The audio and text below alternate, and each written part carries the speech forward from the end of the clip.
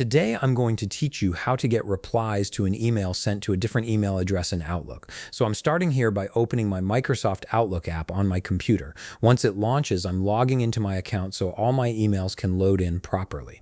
I'll just wait a moment while everything syncs up and my inbox appears on the screen.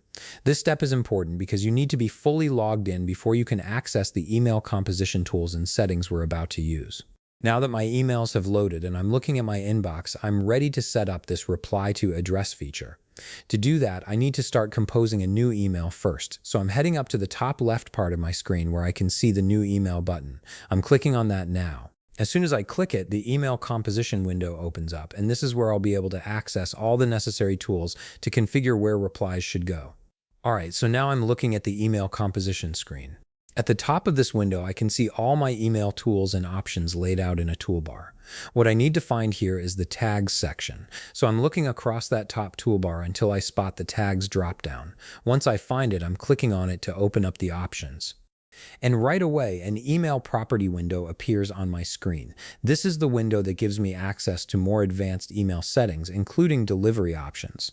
Now, inside this email property window, I'm looking for the section labeled Delivery Options. This is where Outlook lets you control how replies are handled. Once I find that section, I can see a checkbox right next to the option that says Have Replies Sent To.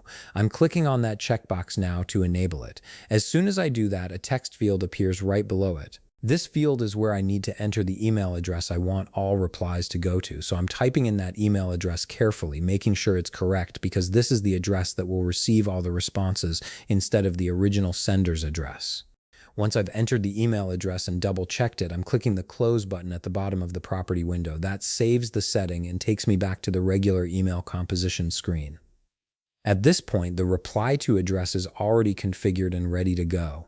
So now I can focus on finishing up the email itself. I'm clicking in the To field and adding the recipient's email address. Then I'm moving to the subject line and typing in whatever subject I need for this message. After that, I'm clicking down in the body of the email and typing out the message I want to send. Once everything looks good and I've reviewed the content, I'm clicking the Send button, and that's it. The email is now sent, and any replies to this message will automatically go to the email address I specified in the delivery options instead of coming back to my main account. If you found this video helpful, please leave a like, subscribe, and see you in the next video.